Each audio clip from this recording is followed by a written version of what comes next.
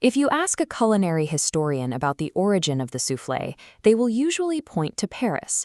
The traditional narrative places its creation in the 18th century, a product of copper molds, precise ovens, and tableside theater. But 1,500 years ago, in a cold stone hall somewhere near Metz, a Greek doctor far from home sets down a spoonful of pale, trembling foam in front of a Frankish king. It is white, it is light, it shivers when the table is touched. It has not been roasted, and it looks like absolutely nothing this court has seen come off a fire. The king, Theuderic I, rules a warrior culture accustomed to heavy, muscle-building meals. The man handing him a spoon is Anthimus, a Byzantine envoy who has been sent across a fractured continent on a diplomatic errand. Anthimus was raised on the refined cuisine of the Eastern Mediterranean, a society that documented dozens of spiced wines and layered complex flavors into every meal. He carries the memory of a highly sophisticated cosmopolitan table. He writes down his recipe for this dish in a long letter addressed to his host. The text is called De Observatione Ciborum, on the observation of foods. It is a medical manual. Anthimus was a man of high politics and complex medicine. Yet in the middle of a collapsing world, he felt it necessary to document exactly how to whip an egg white into a cloud for a barbarian king. The Greeks called it afrutum, meaning foamy or frothy, like the sea. Making it requires separating a massive amount of egg whites and beating them by hand until they stiffen. To understand why Anthimus specifies this labor, you have to look at the philosophy of medicine that governed his world. The ideas of the Roman physician Galen dictated that food was the absolute front line of health. This diagram illustrates Galenic medicine. 4 humors govern the body, balanced by your daily diet. Anthimus prohibited frying, believing it produced indigestible humors. He applied this rigid logic to eggs. Hard-cooked whites caused immediate digestive harm.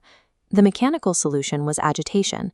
Vigorously beating the egg white breaks down the protein structure. It introduces air, turning a dense substance into a delicate, trembling cloud that a sensitive stomach can easily process. The laborious physical act of whipping air into egg whites was entirely practical. It was a pharmaceutical technique developed to safely administer protein. Underneath the foam, the recipe calls for a savory liquid foundation. Anthimus instructs the cook to prepare a thin broth, cutting it heavily with water and a little wine. Then you add garum.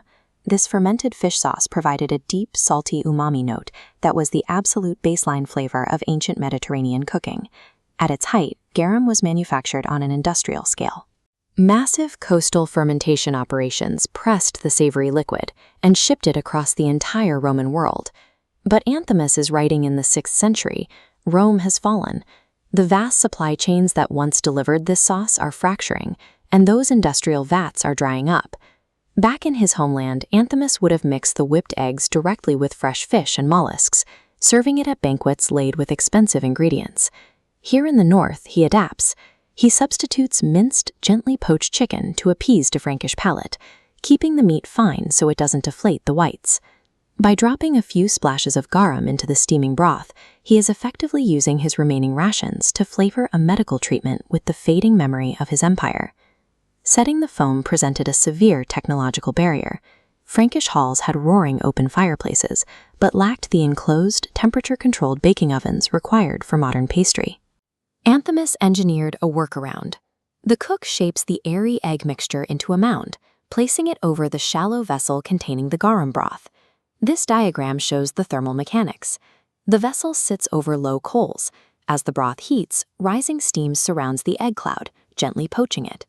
Cooking in vapor allows the foam to firm up without developing a hard, indigestible crust. By utilizing steam over an open fire, a Greek doctor recorded the exact thermodynamic trick of the souffle in a Latin manuscript, 1,200 years before it appeared in French kitchens. When the afrutum sets, that is pulled from the heat. To finish the dish, a mixture of sweet honey and wine is drizzled over the top of the steaming cloud. The surprising sensory profile comes from the interplay of its parts. The pungent funk of the fish sauce softens in the steam, yielding a savory saltiness that contrasts with the honey. It bears no resemblance to a heavy medieval feast. It feels incredibly light, specifically engineered to coax a sick patient back to eating without demanding anything from their digestion. The fact that Anthimus categorized this foam as medicine rather than a chef's trick reveals a perspective we have largely lost. To him, the culinary engineering of the dish was the delivery system for the cure. While we often treat health and flavor as separate priorities, one for pleasure and one for maintenance, Anthimus's afrutum suggests they were never supposed to be isolated. The souffle was made light precisely so it would be effective. This ancient recipe survives as a reminder that the tools of the kitchen and the tools of the clinic were once the same. The most powerful preventative medicine we have is simply the dinner we choose to put on the spoon.